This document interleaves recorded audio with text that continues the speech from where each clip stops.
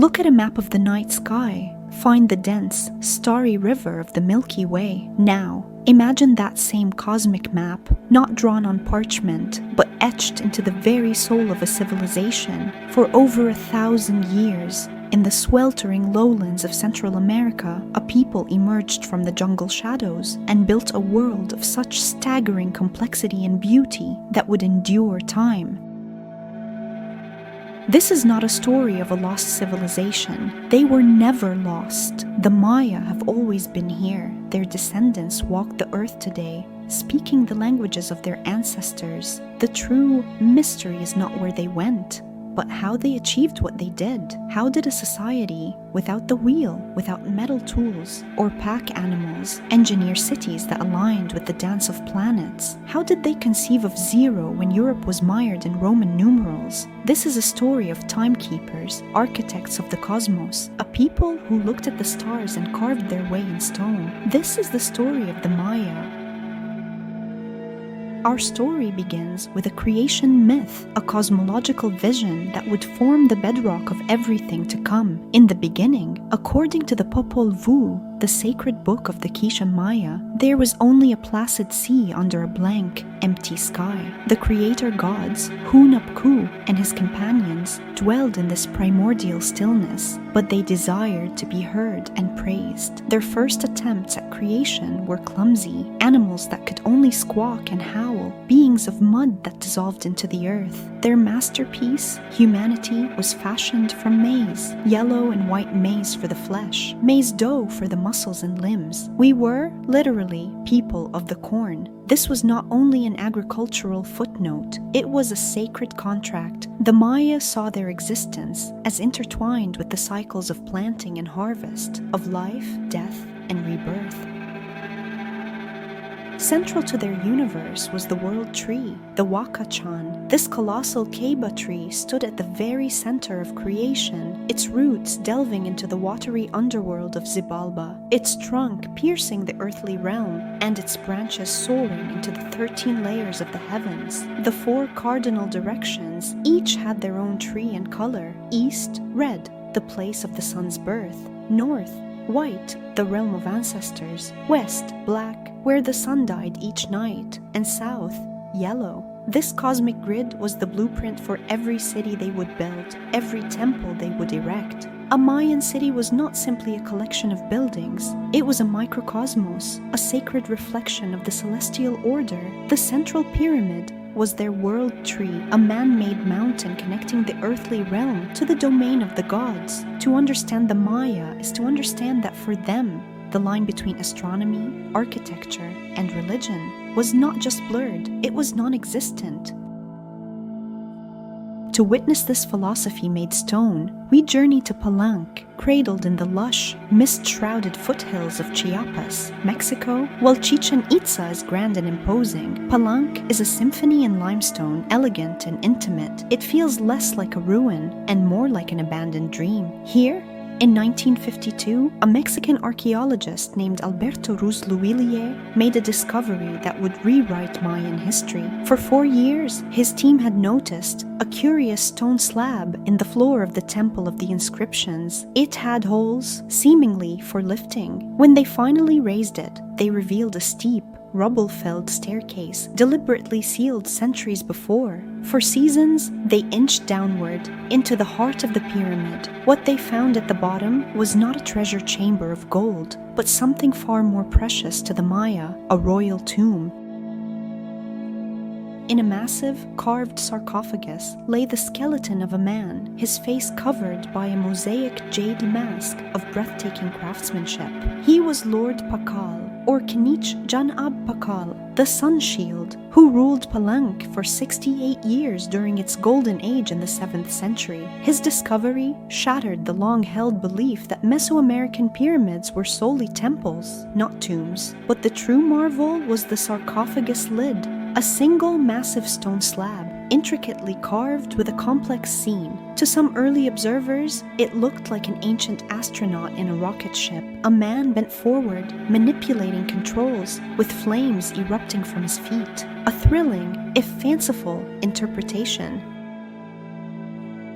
the true meaning is far more profound and reveals the core of the Mayan worldview. Pakal is not rocketing into space. He is descending down the world tree into the gaping maw of the underworld. Xibalba, he is at the moment of his death, transforming into the maize god, being reborn. The rocket is the stylized body of the celestial monster, a symbol of the sky. The controls are the sun's shield and jewels of his office. The flames are serpental visions, symbols of spiritual passage. The lid of Pakal's tomb is not a blueprint for a spacecraft. It is a map of the soul's journey. It is a declaration of faith, carved in stone, that death was not an end, but a necessary passage in the eternal cycle of existence, mirroring the death and rebirth of the sun, the moon, and the maize plant itself.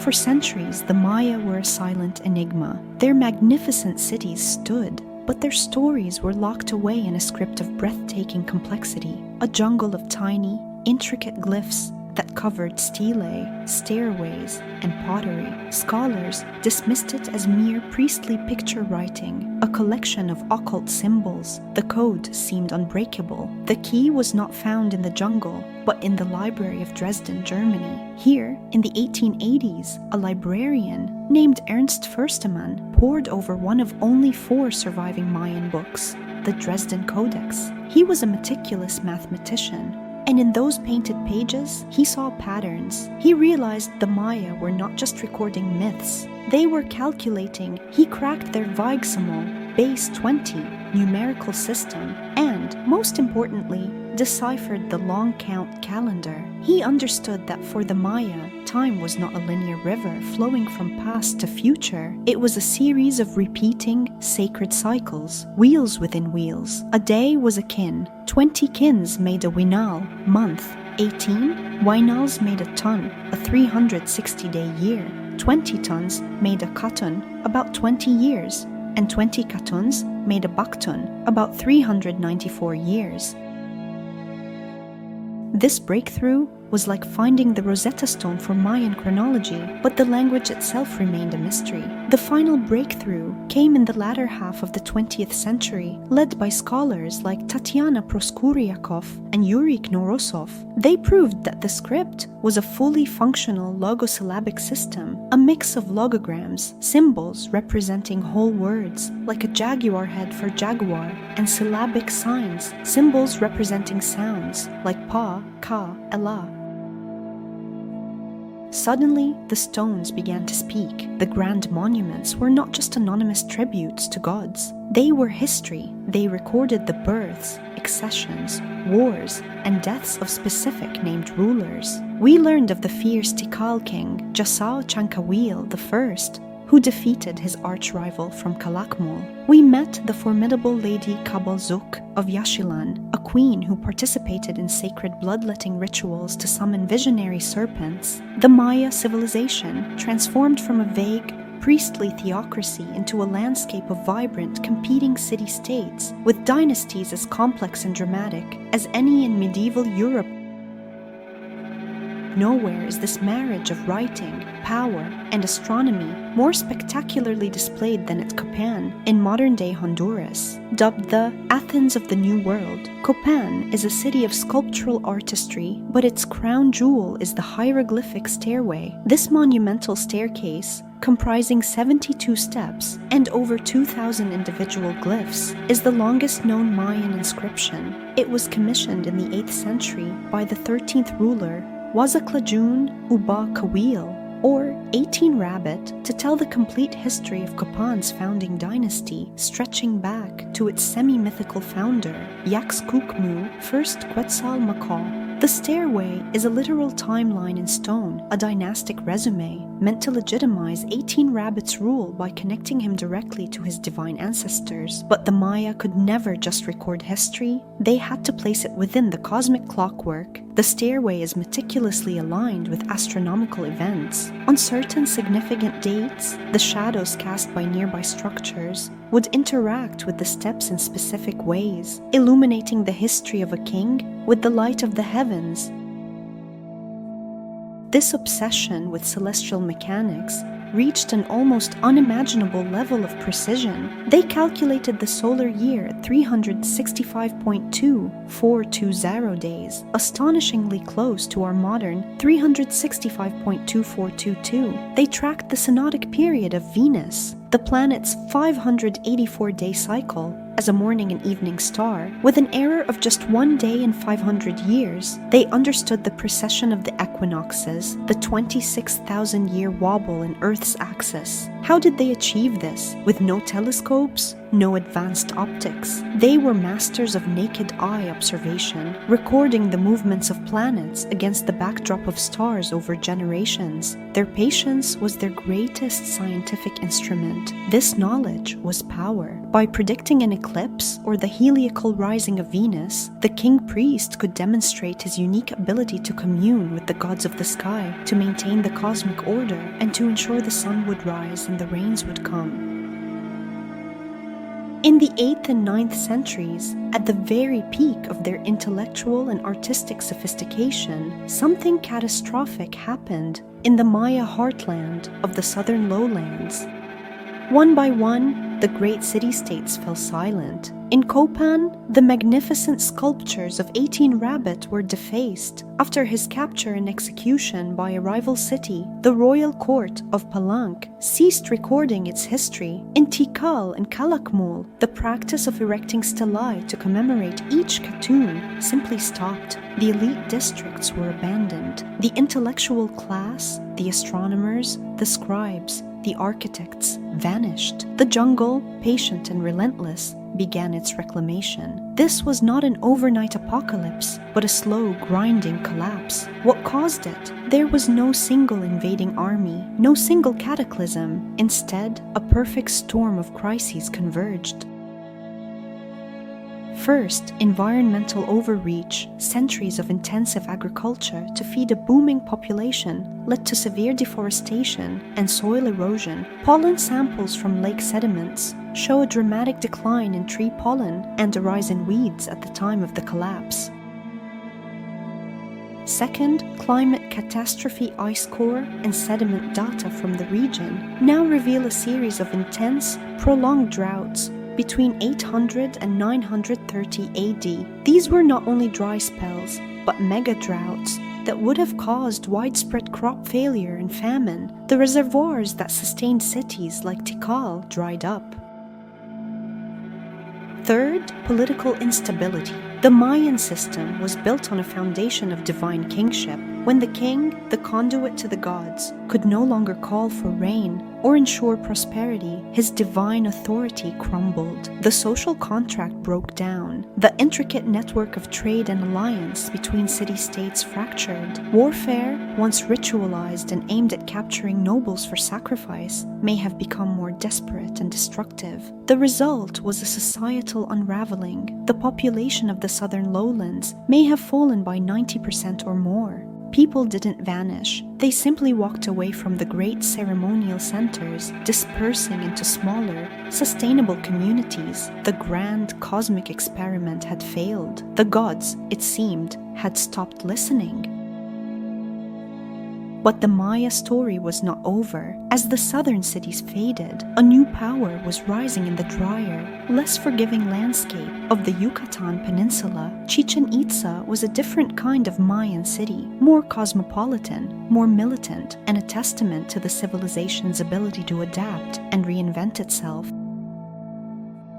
Chichen Itza synthesized pure Mayan traditions with influences from central Mexico, particularly from the mighty city of Teotihuacan. The result was a hybrid, vibrant culture. Its most famous structure, the step pyramid known as El Castillo, is a masterpiece of astronomical engineering. The pyramid is a physical calendar. Its 4 sides have 91 steps each. The shared platform at the top equals 365, the solar year. The 9 terraced levels mirror the 9 levels of the underworld. Xibalba, but its most famous magic is reserved for the equinoxes. as the sun sets on March 21st, and September 21st, a play of light and shadow unfolds on the northern staircase. The corner of the stepped platforms casts a series of triangular shadows onto the balustrade, creating the undulating body of a massive serpent, slithering down from the temple to earth, where it connects with a stone serpent head at the base. This is the descent of Kukulkan, the feathered serpent deity. This was a public, dramatic spectacle of power. It was the ruling elite demonstrating, in the most visceral way possible, their command over the cosmos. The god was descending, right on schedule, because they had willed it. In a world recovering from the trauma of collapse in the south, Chichen Itza offered a new, powerful, and visually stunning reaffirmation of order. It was the Maya, phoenix-like, rising from the ashes of their old heartland, with a new, potent expression of their enduring beliefs. The final, tragic act of the classical Maya world began in 1517 with the arrival of Spanish ships off the coast of Yucatán. The conquistadors, led by men like Hernán Cortés and later Francisco de Montejo, brought steel, horses, and diseases to which the Maya had no immunity. But they also brought a weapon far more destructive in the long term: ideological absolutism. The Spanish campaign was not just a military conquest, it was a spiritual crusade. They saw the magnificent pyramids as temples to the devil. In 1562, in the town of Mani, the zealous friar Diego de Landa orchestrated a massive auto da fe. He gathered hundreds of Maya codices, books of bark paper folded like screens, containing ages of accumulated knowledge on astronomy, history, ritual, and medicine, and set them ablaze in a single catastrophic bonfire. Only 4 codices are known to have survived this intellectual burning. De Landa, in a grim twist of irony, later wrote a detailed account of Mayan life, which would become one of the primary sources for modern decipherment. He destroyed their library, then wrote their biography. The conquest was brutal, but the Maya spirit was not extinguished. They resisted for centuries. The last independent Mayan kingdom, Nohpeten, did not fall until 1697. Their languages, though suppressed, were never erased. Today, over 6 million Maya people live in their ancestral homelands, speaking more than 30 Mayan languages. The voice in the stone was never silenced. It was passed down through generations in oral histories, in the syncretic rituals of Catholic saints, who bear the names of old gods, in the textiles woven with patterns that mirror the cosmos. The modern Maya are not the ghostly descendants of a lost people. They are the living continuation of a civilization that adapted, endured, and survived.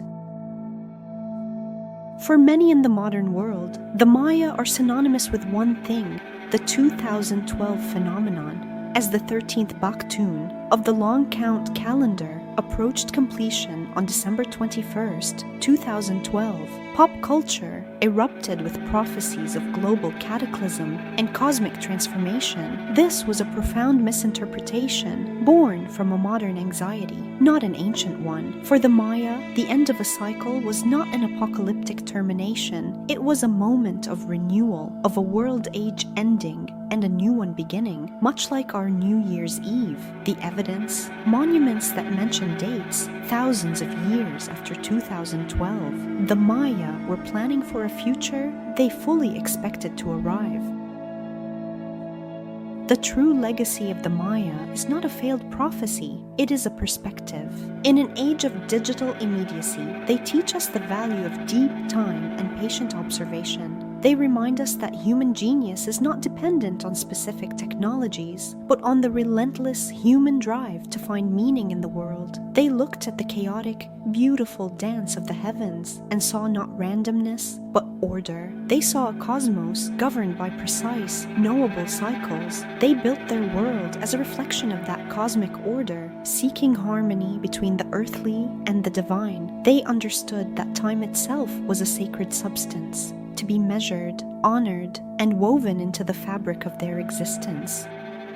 The mystery of the Maya is not a puzzle to be solved with tales of outside intervention. The mystery is the stunning capacity of the human mind. It is the mystery of how a people, with maize paste in their veins and the world tree in their hearts, could gaze at the void and build a civilization that, even in its ruins, continues to teach us, humble us, and inspire awe. The stones of Palanque, the stairway of Copan, the shadow serpent of Chichen Itza, they are not relics of a dead past. They are permanent invitations. They ask us to look up at the night sky, not as a blanket of distant lights, but as a story. They challenge us to consider our own place in the vast, ticking clockwork of the cosmos. The Maya sought to live in concert with the universe. In our own age of ecological and existential crisis, that may be the most urgent and enduring mystery they have left for us to solve. Watch the next video for more ancient civilization stories, and let us know in the comments below which one you'd like us to tell next.